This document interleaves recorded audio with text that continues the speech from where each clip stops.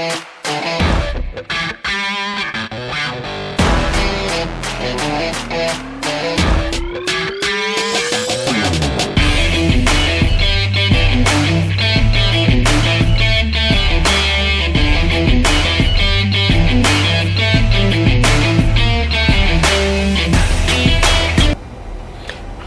guys, it's been a while since I did my last video, and there's a couple of reasons for that.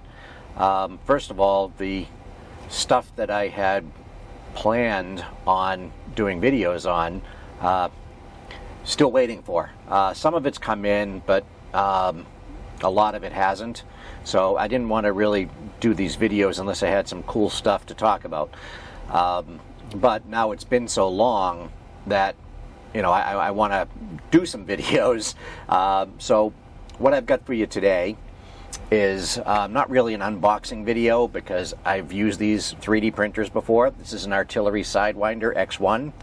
I've been using them for a few years. That's what people who know, I have a business where I sell 3D printed products, and these are the printers that I use to make those products. So I'm really familiar with the printer, and what I planned on doing was just telling you what I like about them, why I use them, and some of the tweaks that I make. They're a really good printer right out of the box, so if you're looking for an entry-level printer that will print pretty much anything you want to do right out of the box without having to do too much tweaking, this will work great for you. I do some modifications just because I want it that much better, and what I'm going to do is I'm going to show you what I do, how I do it, and we'll take it from there. So this is the Sidewinder X1 out of the box. I said I wasn't going to do an unboxing, but this is unboxed. And you can see it comes with a toolkit and hardware, a power cable, which just plugs into the back of the unit, and these pieces here are for the spools to sit on the top.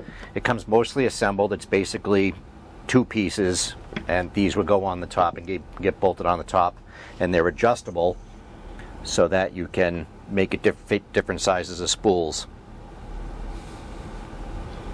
So what I'm going to do now is I'm going to take the extruder assembly off, and I'm going to do some upgrades to the extruder assembly. So one of the things I like about the Sidewinder X1 is its large build platform. A lot of the other printers that I see, their build platforms are around 200 to 250 millimeters. This one is actually 300 millimeters. So it's 300 by 300, which is just a little, actually right around 12 inches, and 400 millimeters high, which would go off of the screen here. So there's 300 millimeters, 400 would be higher up. So you can actually get quite a few products built if you're doing a number of smaller products. So I'm just going to take the protective off here. Now, this is a glass build plate. I do like the glass build plates. I also like the stainless steel ones with the flexible build plates, but I've been having a lot of luck with the glass build plate. It has a AC voltage heater, so it actually heats up. It can get pretty hot, and it can heat up really fast. One of the other things I like about it is it's really quiet. It's almost a dead silent printer. If you've heard a bunch of 3D printers, they make a lot of whirring and buzzing noises as they're moving around. Not too bad if you only have one of them, but if you have 15 or 20 of them, they can make quite a bit of noise.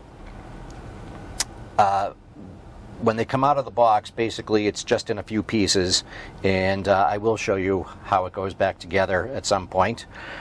But right now what I'm going to do is I'm going to pause the camera, I'm going to recenter, and then I'm going to show you how to disassemble the extruder mechanism so we can do some upgrades on it.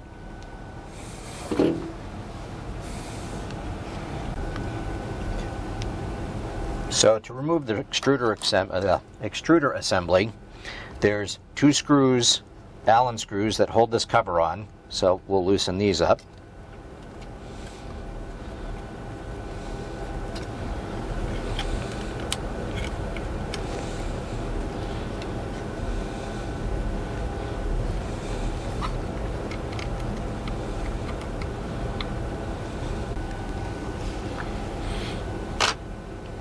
Okay, so I'm getting these screws out, and we'll take this cover off.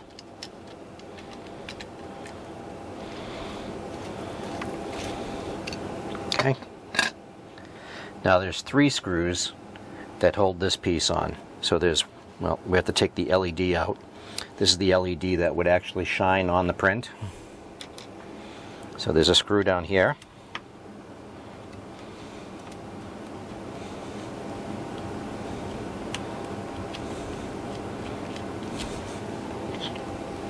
And then there's 2 at the top.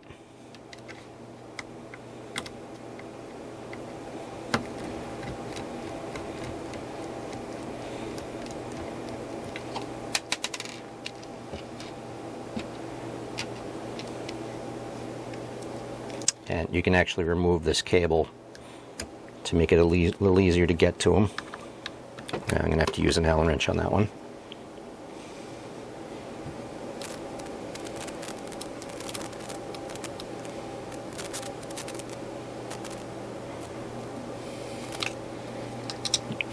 Well, I can't see what I'm doing here.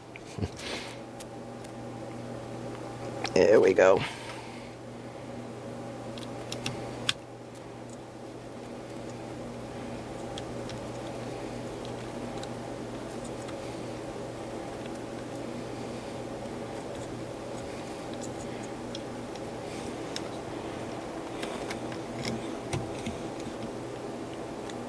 So once these 3 screws are undone, this whole carriage just comes off.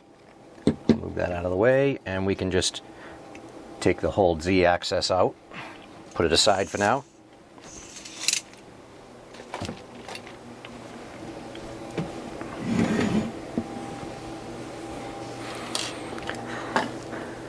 We'll zoom in a little bit here.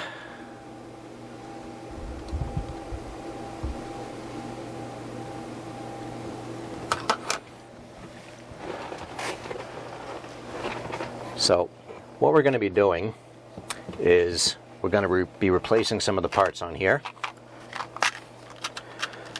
So we're going to be replacing the nozzle. Whoops. We're going to replace the heat break.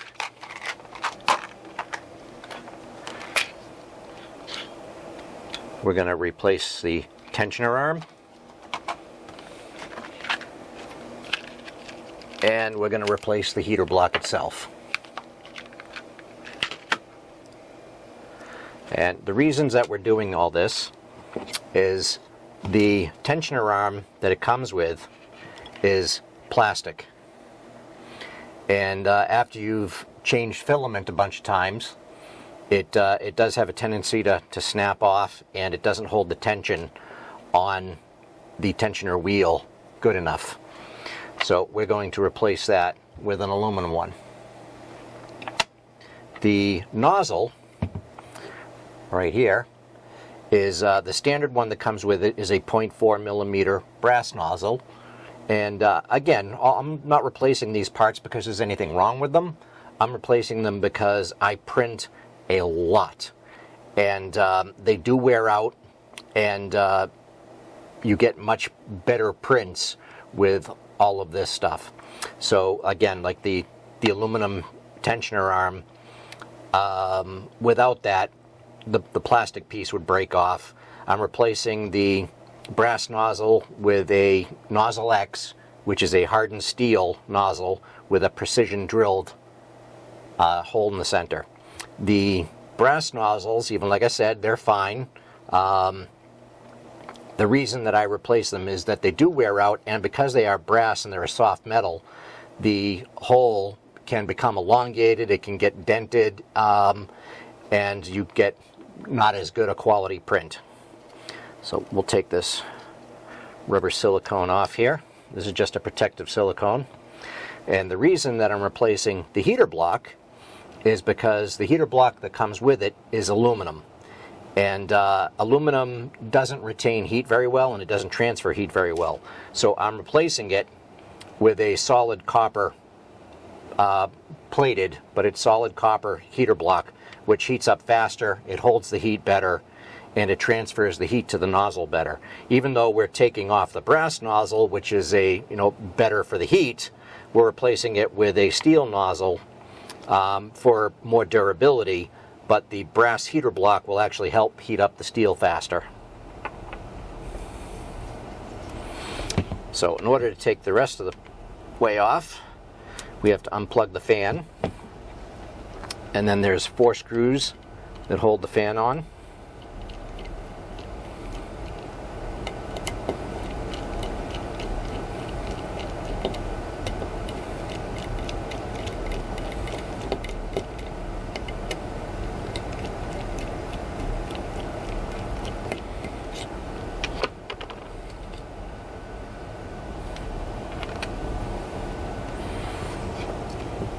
Okay, now there's another 4 screws that hold the extruder, the hot end assembly onto the block. Whoop, had a screw attached.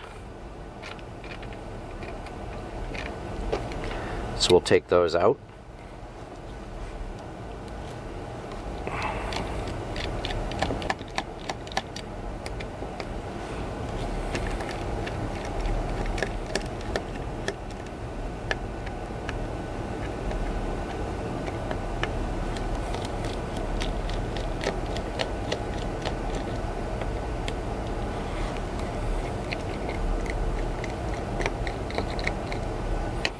And we'll take this assembly off. And we have to unplug the heater.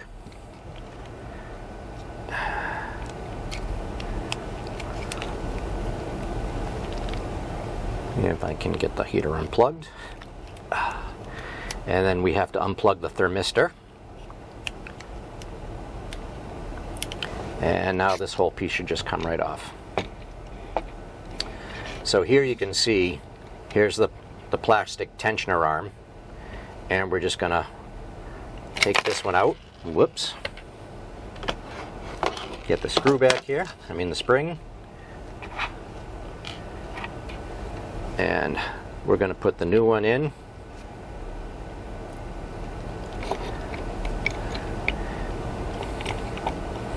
And that just slides right on, and then just sort of folds into place. So that's it for that. We've replaced the plastic tensioner arm with the aluminum tensioner arm. Now let's work on the heater block.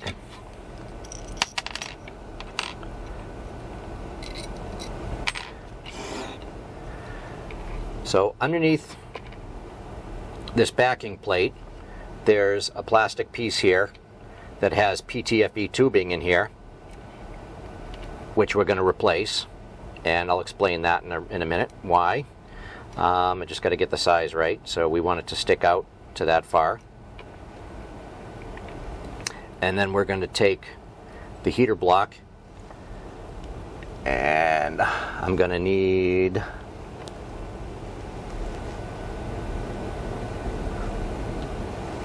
hold on a second. So every time I think I have all the tools I need to do a job, and obviously I don't, but what I needed was an adjustable wrench, and trying not to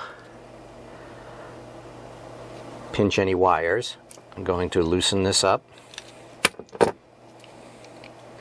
And you have to be careful again when you're spinning it out, not to pinch any wires.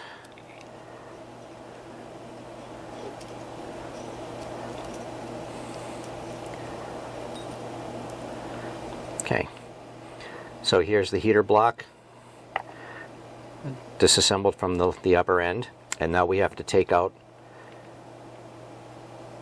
the heat break. Okay, so it took me a minute to figure out what was going on here, but this is a new backing plate that I didn't know they had switched to, but this backing plate actually has 2 set screws in here that are these tiny little Allen wrenches here, and this is the heater block that was in there. It has no threads, but the new one with the threads is actually the same size, so it still fits in once you have it in there. But the reason that we're swapping this out is because this is a steel heat break, and the steel is going to transfer the heat up into the backing plate, and you don't want it to go up into the extruder assembly. You don't want it to get up into the extruder assembly, because then you'll end up with melted filament up inside. You don't want any melted filament past the heater block. So if you look on this heat break, I don't know if you can see it, there's these things are solid titanium. Titanium, for one, doesn't transfer heat very well, and two, you can make the throat of it really small. So because the throat of it is really small, there's not a whole lot of space to allow the heat to get up there, as opposed to the steel one that was originally in there. So we're going to tighten down these set screws, make sure they're good and tight, and then we're going to work on the heater block itself. So we're going to reuse the thermistor and the heater itself from the original extruder. Okay, now that I've got the right size Allen key, actually before I take those out, I am going to pull out my torque wrench.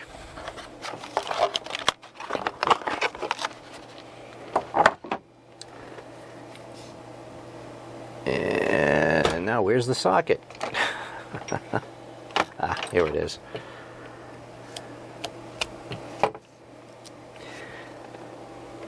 And we're going to remove the nozzle.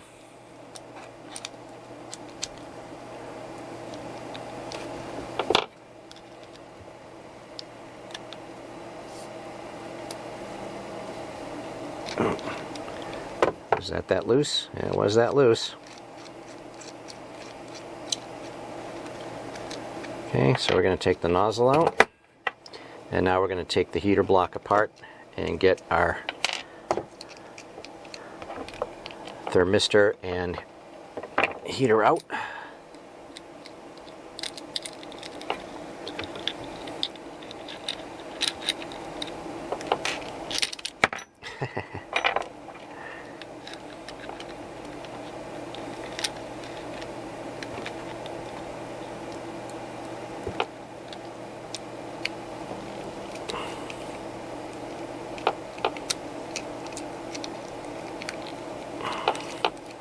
Once these screws are loose, the heater should pretty much just fall out.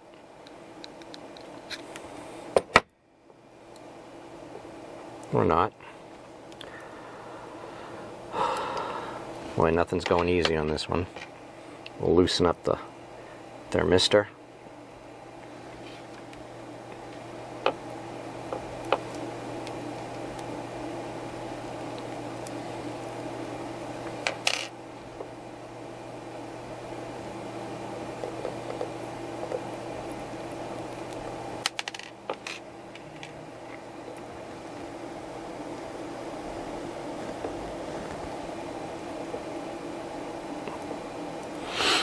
So we're going to have to wedge this open a little bit. There we go. And now we'll assemble the brass heater, or copper rather.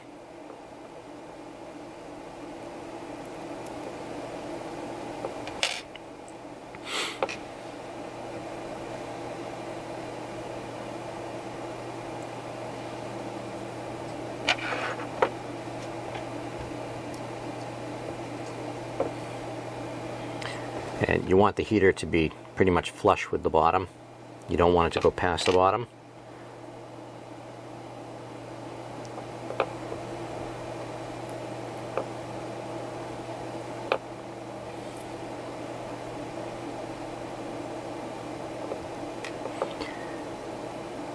We're not going to make these overly tight, but we want them to be tight enough to hold the heater in place.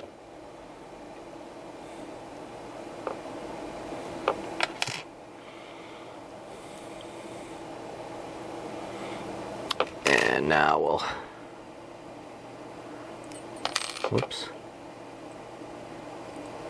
put in the thermistor. And we need to figure out where the thermistor is going to go, so we need it to be about centered on that set screw, which means that we want about that much of it inside from the top.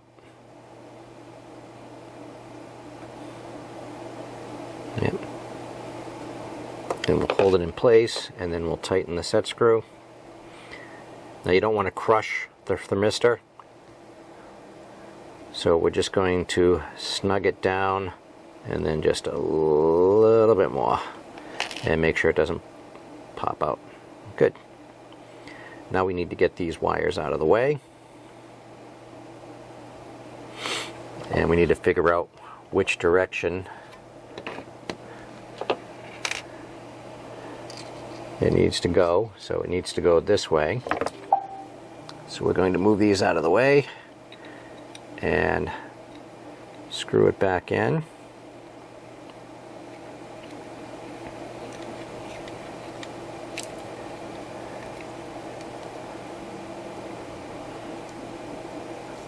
Once more. Alright, so we'll try it there. Now this is a little bit of try and see. You can't tighten up the actual heater block because the nozzle itself goes against it. So we have to find the place where the nozzle hits but doesn't make it overly tight. So that actually looks pretty good right there.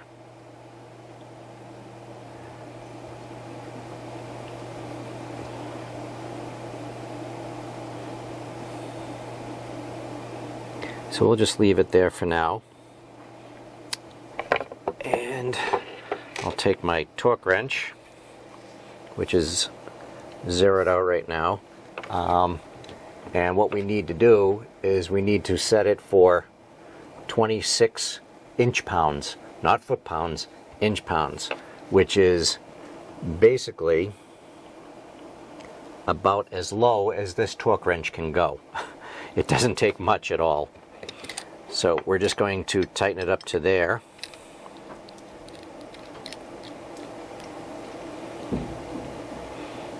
And this is a click-stop torque wrench. So when it clicks,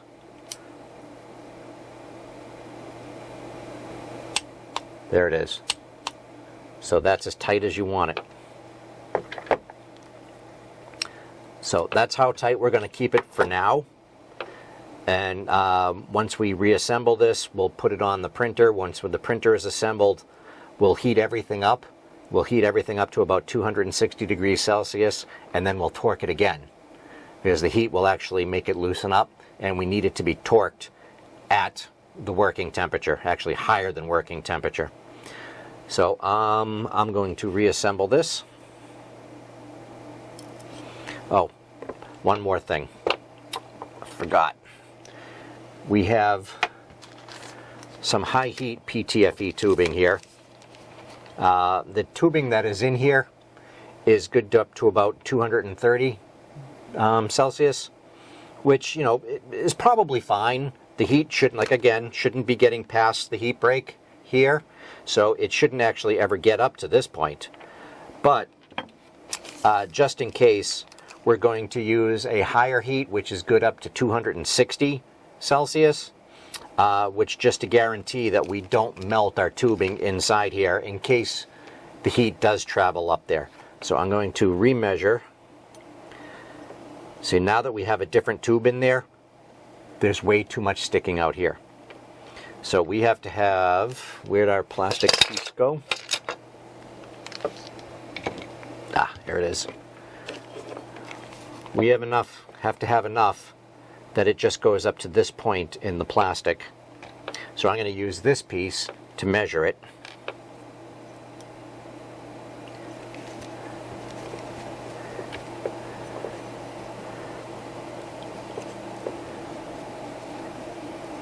So we're only about right here. So we need a piece about this long.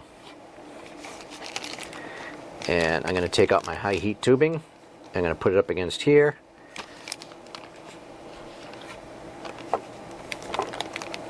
And we need to cut it off. I'm going to make it a little bit long, just so I don't have to do it twice. And we use our PTFE tubing cutter. And you have to be super careful because this thing is like razor sharp and will take your finger off. And we'll just start with that piece and see how it is. That's going to be too long, I can already see. So we have to take off about 1/8 of an inch. You can see, well, a little, probably more like 1/4 of an inch. So we'll take that much off.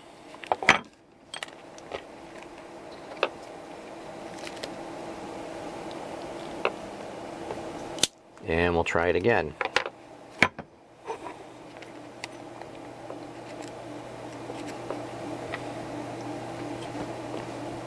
Alright, a little bit more.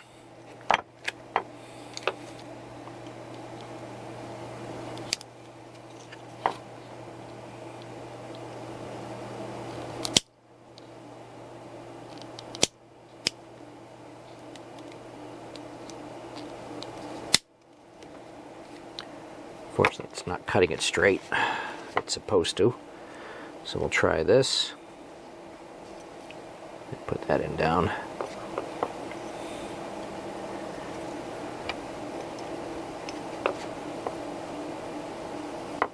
And we're still a little bit long, it looks.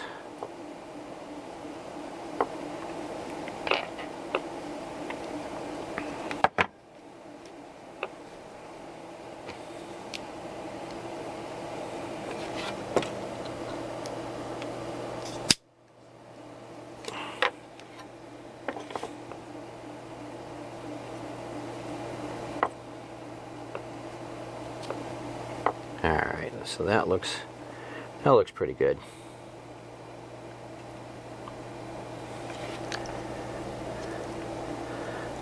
So now we're going to get the wires out of the way. And we're going to put this back into our assembly here. Make sure everything lines up.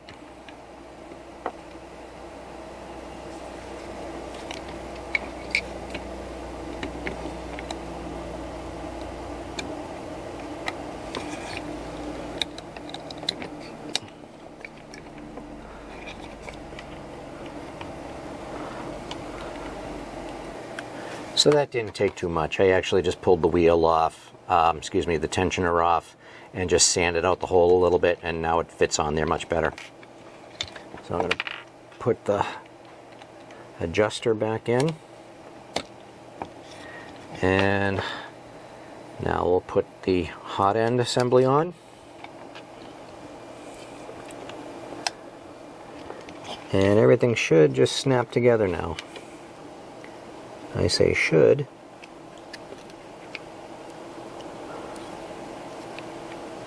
We just got to get everything lined up.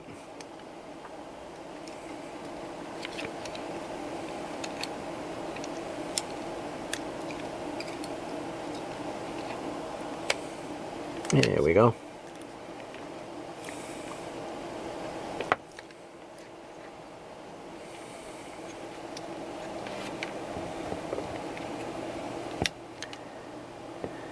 And then I'm just going to get a couple of these screws to catch. There's a short one and then a couple of long ones. I don't remember which one is which. I think the short one goes here. Yeah. And then 3 long ones.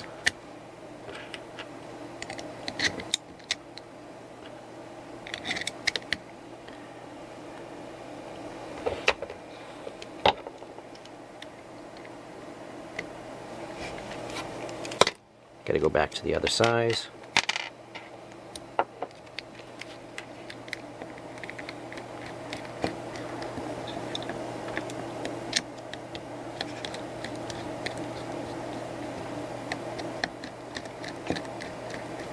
I'm not tightening them up yet, I'm just snugging them just to make sure everything's lined up correctly and everything still works.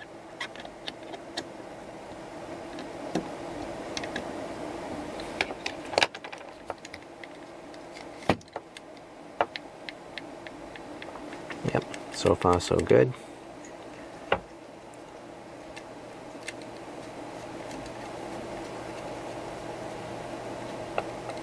Good, everything's working. Alright, so now we're going to plug the heater and the thermistor back in.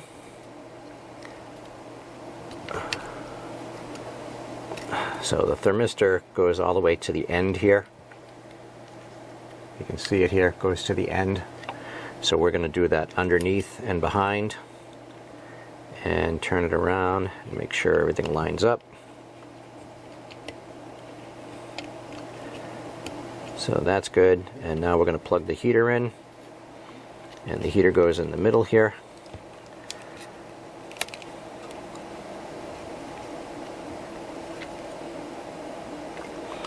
There we go.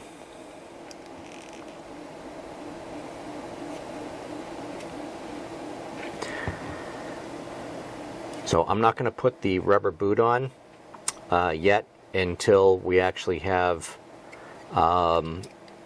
the nozzle torqued down, because I don't want to have to try to get the rubber boot back on afterwards. So I'm just putting it on just now to show. So, and take that off.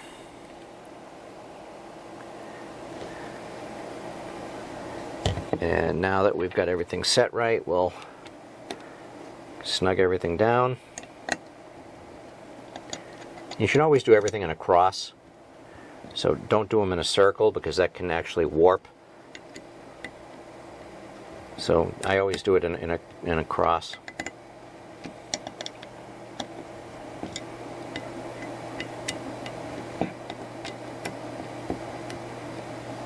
I go around a couple of times just to make sure everything still spins. Everything feels good. Now we'll put our fan assembly back on.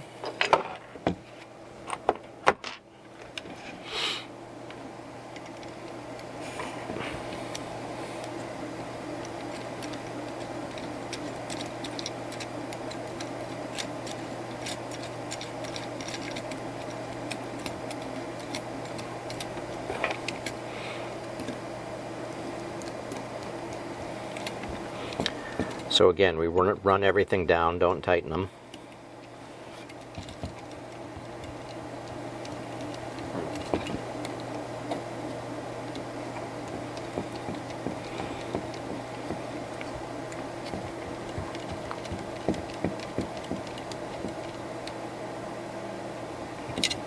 Alright, so everything's run down now, and now we're just going to go ahead, and because this is a fan and it's just plastic, we don't want to make anything too tight because we could warp the shroud and stop the fan from spinning.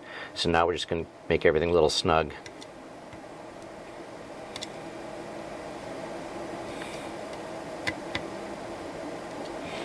And then plug the fan back in, which goes into the second one here.